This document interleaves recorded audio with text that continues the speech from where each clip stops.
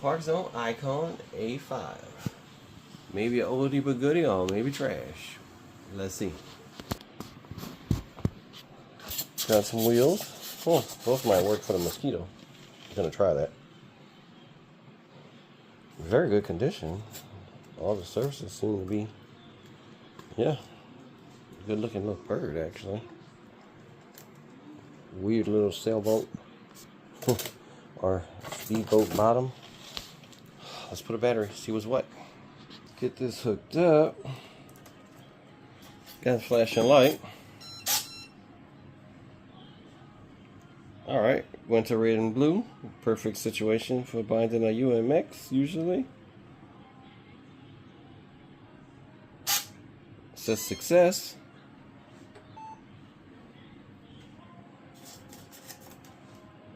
Alright, this little battery is supposed to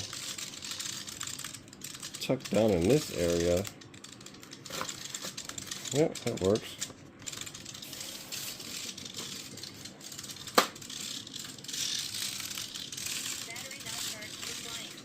Battery not charged for flying. That means it's got some telemetry.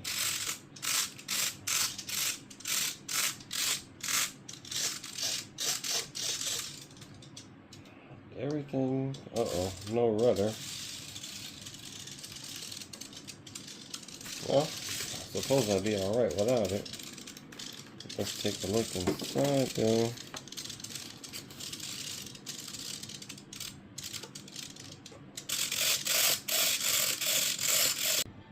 So I got the Icon bound up. Got my control surfaces. Got good throws actually.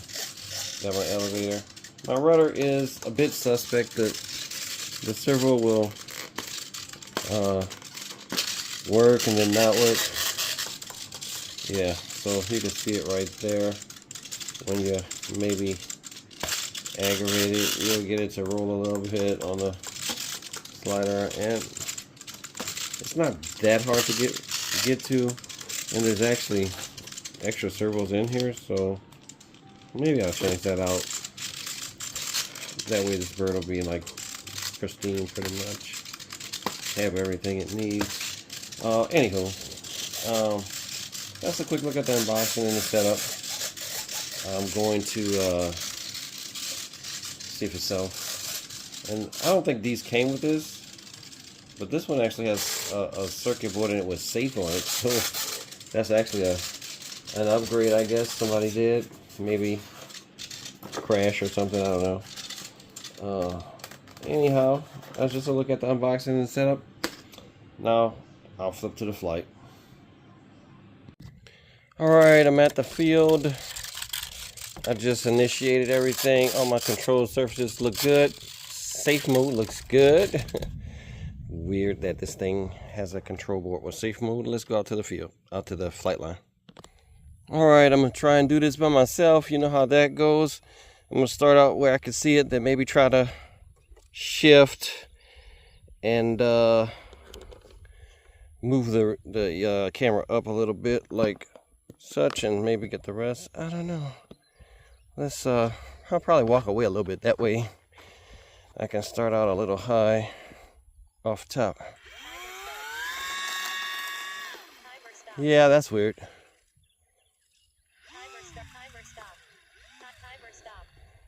Let's get close to this thing and see what's going on. It is a crosswind. Maybe that's what's blowing it.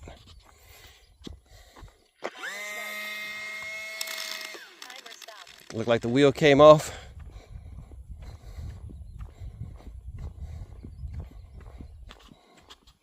Yep, that's the wheel.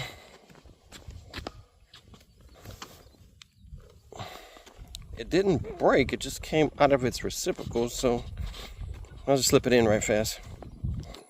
Try this again. Yeah, it is super weird. Took a lot to get off the ground, and it is pulling down in tremendous fashion. So hopefully I can get this on video. I'm gonna have to give it an elevator adjustment because I can't even fly like this. It's almost full stick up just to, yep, there goes that front wheel again. The front wheel doesn't get on very secure. So let me adjust a little bit of down mechanically because it was way too far off. Yeah, on that last mishap or flight, if you call it that, I was trying to just force it, just trying to see maximum what it would do, maxed out on trim, bent up as much as I could bend it on the little control surface. And I couldn't get up, and I ended up messing up the gear on the landing. So I've seen some people take this thing off in the grass. Let's try that right fast, and if not, we're gonna do a hand toss after that. Timer start. Timer stop. Yeah, that's not gonna work here. A little fluffy on the grass, I guess. All right.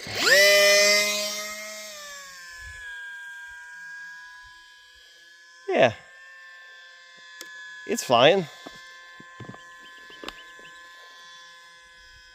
Hope I'm getting it.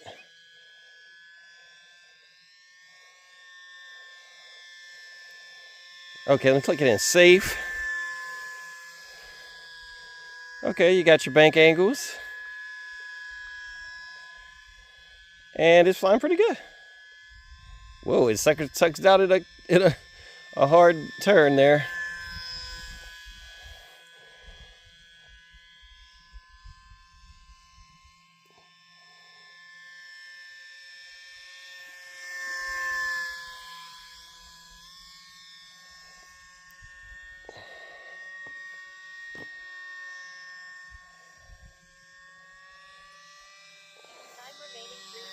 I definitely just didn't want to fly in safe mode for the takeoff in case it was weird. So it does fly in safe, and it does what it's supposed to. It does fly good out of safe. Yeah, I mean, it's not super predictable. It's something I wouldn't recommend as your first or second plane. Like, this is kind of like a novelty thing, I'd say at best. And man, I hope I'm getting some video of it because it feels underpowered. I'm full throttle for most of this. See if I can do a roll. Yeah, it did a roll, but it lost so much altitude, it's unreal. And now I'm getting a telemetry, which I definitely know that this is a newer brick, or what they call it for this device's power, ESC setup. I don't want to land on the runway and scratch it up more than I already did with the takeoff, so I'm gonna power through this wind. I hate that timer start, timer stop thing. I hate when I forget to turn it off. All right, so touched it down. I would say this is like when I flew the Mosquito, which is another vintage. I had a different experience. It was way more predictable, way more flyable. This is not very good. I wouldn't recommend this to anybody, but if you got one or somebody gives you one and you just want to use it out, you know, it's a novelty. It's fun. That flight, I don't know how long it was, but it was a few follies before the flight trying to get it up with the elevator being so ridiculous. Look how high that elevator is right now. So, you know, like I said, I wouldn't recommend it, but if you got one, of course, fly it. It's twitchy. Even on safe mode, it's not predictable. It flies a little bit better, perhaps out of safe, even weirdly enough.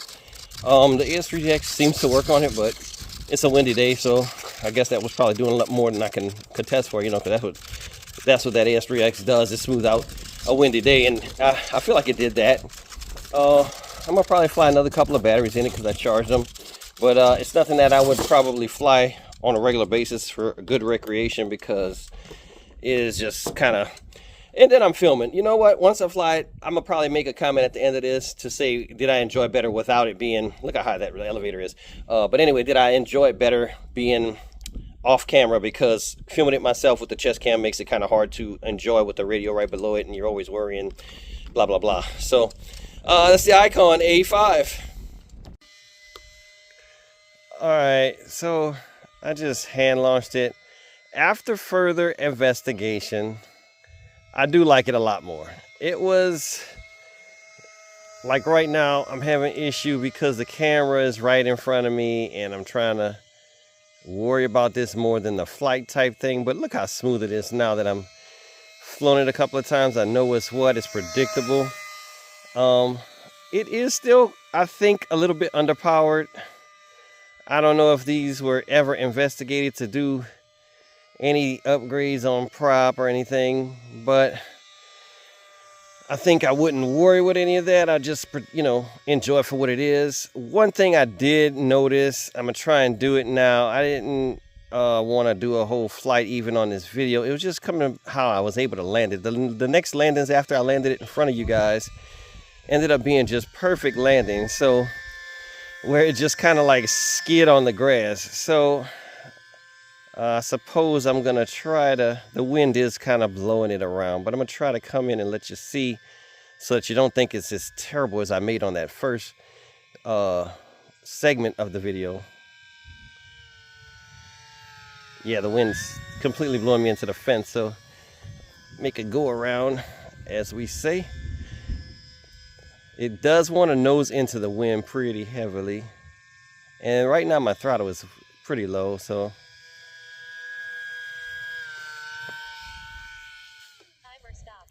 So I hope I got that, but it can really just like soft land on the grass like you're on water. Probably just do another one just so you can see, because that was so terrible by me having to go around so many times with the wind.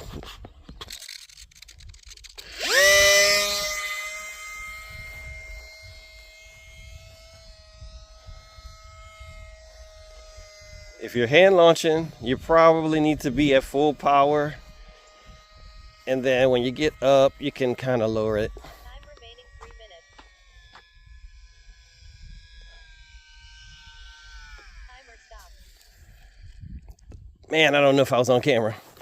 But so many perfect landings with it after that first one that I was actually impressed myself. I went through a few batteries and it is fun to fly. So I don't guess you'll be buying a new one, but if you come across one at a swap meet on somebody's table, it's the end of the day and everybody's passed on it all day and the guy's giving it up for, a few bucks, you could probably, have fun with this. Landed it with the prop running. So yeah, it's pretty fun. I like it. I don't know if it'll be a everyday fly type of thing, but definitely once in a while, I like it. All right, some hand launch. It dips a little bit. Time remaining 4 minutes. A little underpowered perhaps. Try not to get too far away. It likes a lot of rudder inputs. Usually little birds don't seem like they want to fly at all on rudder, but this one does. Yep, so you get to, that's just like 60% throttle, and it's kind of comfortable right there, I'd say. It's still a little wobbly, like underpowered, but it'll fly like that. So, start decreasing my throttle, get it away from the fence because, and you can skid landings like that. I still had power applied even when it was landing, so that's a kind of a cool thing. I've landed it 15 or 20 times.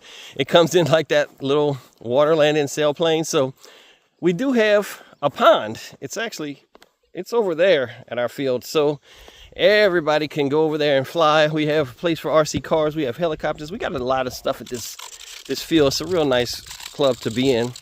Anywho, that's not what the video is about. It's about the A5. Icon A5. Let's get one more takeoff. It dips down when you take off every time.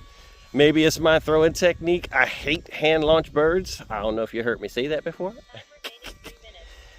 All right, so yeah, in the wind, it noses into it like most birds want to do. It's kind of too windy for something little, but I'm here, so, you know.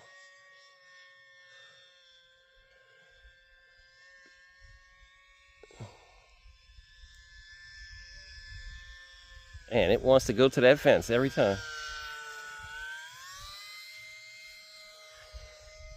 The wind is actually coming through the structure and blowing it right into the fence. I probably should have been better if I would have came in down at the end or something, whereas the structure isn't in the way.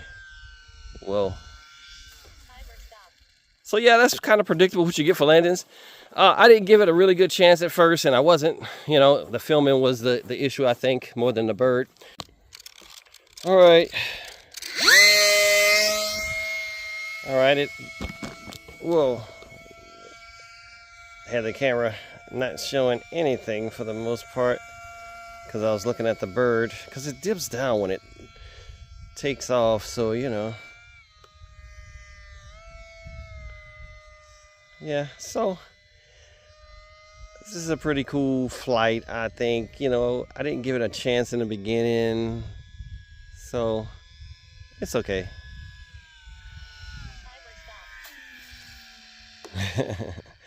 Fan's still running like any other plane could land. You know, belly landers you'd be worried about cutting it off. I like that. It's pretty good. Hand launch. Be ready on the elevator because it will need it. Boy, that was a huge dip down. And slow it down a bit.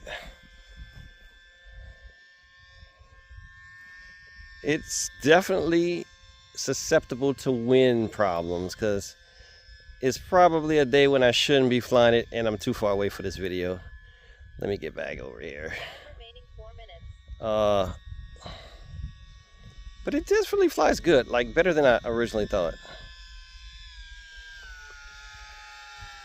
It constantly wants to go hit that fence though, because as soon as it gets to this area where I'm standing, there's an opening right there and then there's a blockage. So once it passes the blockage, then the wind just hits it. Woof. So the airplane could be flying just fine, and then once it hits that point, and of course this is right where I decided to do the video, of course.